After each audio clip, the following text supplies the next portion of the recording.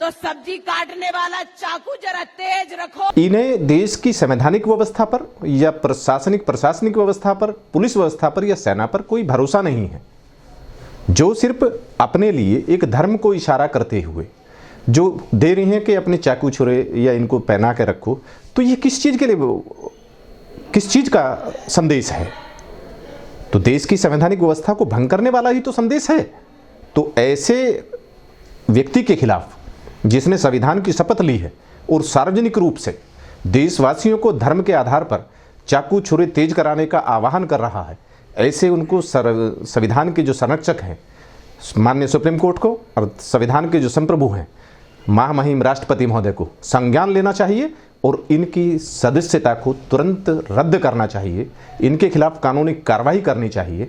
और ऐसे व्यक्ति धर्मद्रोही भी हैं जिन्होंने भगवा को पहनकर भगवा को कलंकित किया है। भगवा का मतलब क्या है? भगवा का त्याग, तपस्या और बलिदान का है। और धार्मिक प्रतीकों को धारण करके ऐसे व्यक्तियों का जिन पर खुद आतंकवादी गतिविधियों में शामिल होने का आरोप है, जिन पर देश के राष्ट्रपति महोदय, राष्ट्रपिता महात्मा गांधी के हत्यारे, जो जिसे प्रथम आतंकवादी भी कहा गया, उसके हत्यारे का गुणगान करना, उसको पूजन करने का आरोप है। ऐसी व्यवस्था देश के लिए, देश की संवैधानिक व्यवस्था के लिए बहुत बड़ा खतरा है। कोई व्यक्ति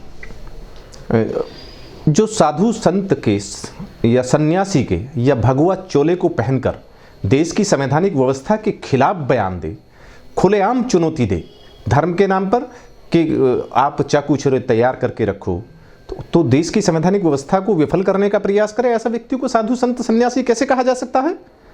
ऐसे व्यक्ति, जो भी व्यक्ति हैं जो भगवा पहनते हैं और धार्मिक प्रतीकों को पहनकर धार्मिक प्रतीकों की आड़ में जो नफरत की राजनीति करते हैं, तो ऐसे व्यक्ति को साधु संत सन्यासी नहीं कहा जा सकता। जैसे कोई बदमाश व्यक्ति होता है, गुंडा व्यक्ति होता है, देशद्रोही या आतंकवादी होता है, वो अगर धार्मिक प्रतीकों में घुस जाए या भगवा को पहनकर कोई नफरत की राजनीति करे या अपराध करे, तो उसमें भेद नहीं करना चाहिए। कानून हमारा संविधान है जो समता की बात करता है, समता, समानता, स्वतंत्रता की बात करता है। यहाँ किसी धर्म की बात नहीं है, धर्म के प्रतीकों की बात नहीं है। संवैधानिक व्यवस्था के विरुद्ध अगर कोई भी कार्य करता है, चाहे वे संवैधानिक पद पर है चाहे कोई भी है, वो राष्ट्रद्रोही है, वो देशद्रोही है, वो संविधान द्रोही है।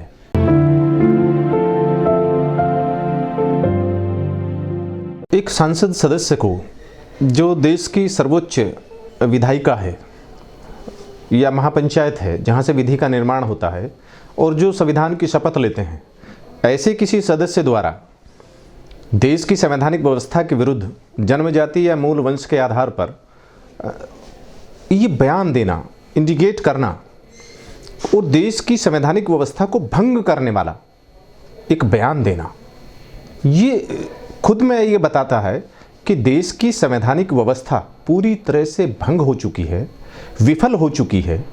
परंतु धर्म के नाम पर, केवल धर्म के नाम पर इस तरह की बातें करना वो गलत है। हमारा जो कानून है वो प्राइवेट डिफेंस की बात करता है। प्राइवेट डिफेंस, आत्मरक्षा के लिए आदमी कुछ भी कर सकता है। अपने जीवन की और संपत्ति की रक्षा के लिए उसको आत्मरक्षा का अधिकार है।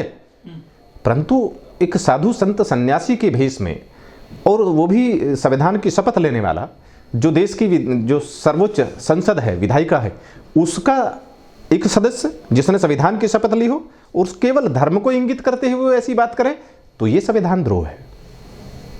ऐसी बात करने वाले को कोई भी है जो जाति, धर्म, मूल वंश या के आधार पर भेदभावपूर्ण, विषमता की बातें, भेदभाव, नफरत की बातें करें, उनके खिलाफ कानूनी कार्रवाई होनी चाहिए। 2019 में साध्वी ने संसद में कहा था कि गोडसे देशभक्त हैं। तो गोडसे अगर देशभक्त हैं तो महात्मा गांधी कौन थे? गोडसे का देश की आज़ादी में या देश की संवैधानिक या विधि व्यवस्था में क्या योगदान है? एक तरफ महात्मा गांधी को राष्ट्रपिता कहकर उनका पूजन करना, और दूसरी तरफ महात्मा गांधी के हत्यारे नाथूराम गोडसे को, जिसने एक छद्म भेष में राष्ट्रपिता महात्मा गांधी की हत्या की और अपने साथ वो के धर्म ग्रंथ के को लेकर वहाँ पर उन चीज़ों को बैठाया, और देश में सांप्रदायिकता की आग को झोंकने का कार्य किया, तो ऐसे व्यक्ति का गुणगान करना क्या सही है? किसको संदेश देना चाहते हैं? जिन पर आरोप लगे और उसमें सजा जेल भी रही हैं, काफ़ी दिन तक रही हैं, माननीय न्यायालय में वो केस है, इस पर हम नहीं जाना चाहते। परंतु जो साधु संत सन्यासी के भेष में रहकर और देश के राष्ट्र को एकीकरण के लिए, देश को आज़ादी करने के लिए जिन्होंने अपना सर्वोच्च बलिदान कर दिया, उनके हत्यारे को देशभक्त कहना और उनका पूजन करना, ये अपने आप में ही शर्मिंदगी की बात है। ऐसे व्यक्ति को अपनी पार्टी में रखना वो ही एक शर्मनाक है। लेकिन मोदी जी ने कहा था खुद कि मैं इनको मन से माफ नहीं करूंगा। मोदी जी ने राष्ट्रपिता महात्मा गांधी जी के पर बार बार पुष्पांजलि की है, देश की संवैधानिक व्यवस्था की बात की है, परंतु देशद्रोहियों को, राष्ट्रद्रोहियों को, संविधान द्रोहियों के विरुद्ध कानूनी कार्रवाई करने की ही बात की है। परंतु मन से माफ ना करना, क्या उनके जो राष्ट्र विरोधी कृत्य करने वालों को भी माफ करना शामिल है? ये दोराहा देश के सामने, ये छद्म रूप देश के सामने नहीं चलना चाहिए। वकील साहब, ये ऐसे भाषण देते हैं, जहरीले भाषण दे चुके हैं कई बार साध्वी, और मोदी जी ने भी कहा कि मन से माफ नहीं करूंगा, उसके बावजूद बीजेपी में इनकी जो है आज भी मौजूदगी है। कोई भी व्यक्ति जो देश की संवैधानिक व्यवस्था के विरुद्ध कार्य करता है, देश की संवैधानिक व्यवस्था को भंग करने के कार्य करता है, सार्वजनिक रूप से उनके लिए एक उद्घोषणा करता है, तो ऐसा व्यक्ति संविधान द्रोही है। उससे मन से माफ कर देना और उन पर कोई संवैधानिक कार्रवाई ना करना, कानूनी कार्रवाई ना करना, तो ऐसा नहीं। संविधान के विरुद्ध सब बराबर हैं। जो जितना ज़्यादा संविधान या विधि के बारे में जानता है और जानकर उसका उल्लंघन करता है, संविधान की शपथ लेते हुए भी, विधायिका का हिस्सा होते हुए भी वो इस तरह की दोराहे की बात करे और छद्म रूप में साधु संत सन्यासी के भेष में और देश में देश की संवैधानिक व्यवस्था, पुलिस व्यवस्था, कानून व्यवस्था को कुछ ना मानते हुए सार्वजनिक रूप से यह घोषणा करे कि चाकू छुरे और उन चीज़ों को पहना के रखो, सिर्फ एक धर्म को इंगित करते हुए, तो ये कैसी राजनीति है?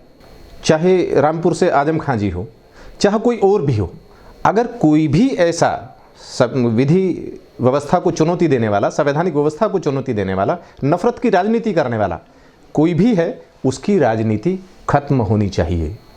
ऐसे व्यक्ति जो राजनीतिक हित के लिए संवैधानिक व्यवस्था को चुनौती देते हैं, भंग करते हैं, उनका राजनीति में कोई काम नहीं। ऐसे राजनीतिक शैतान हैं, नफरत के शैतान हैं, जिनकी संवैधानिक व्यवस्था में या देश के लिए कोई उपयोगिता नहीं है।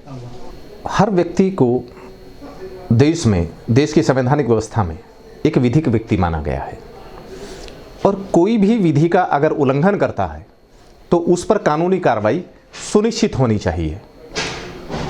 जो देश की राजनीति है या राजनीतिक दल हैं, वो संवैधानिक व्यवस्था का एक हिस्सा बन गया है।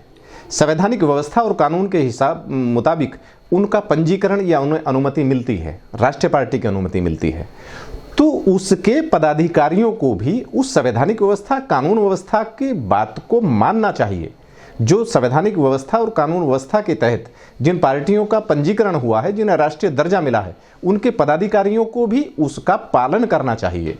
जब एक व्यक्ति विधिक व्यक्ति है और उस पर देश की विधि और संविधान लागू होते हैं, तो ऐसा चाहे वो किसी भी राजनीतिक पार्टी का सदस्य हो, राष्ट्रीय पार्टी का सदस्य हो, सत्तारूढ़ पार्टी का सदस्य हो, तो उसे देश की विधि व्यवस्था या संवैधानिक व्यवस्था को भंग करने की, नफरत की बात करके राजनीतिक हित साधने की अनुमति नहीं मिलनी चाहिए। कोई भी व्यक्ति जो राजनीतिक लाभ के लिए जन्म, जाति, धर्म या मूल वंश के आधार पर नफरत की बात करता है, उनके विरुद्ध संविधान द्रोह, देशद्रोह या राष्ट्रद्रोह की कानूनी कार्रवाई होनी चाहिए। संविधान सर्वोच्च है, संविधान से ऊपर कोई नहीं है।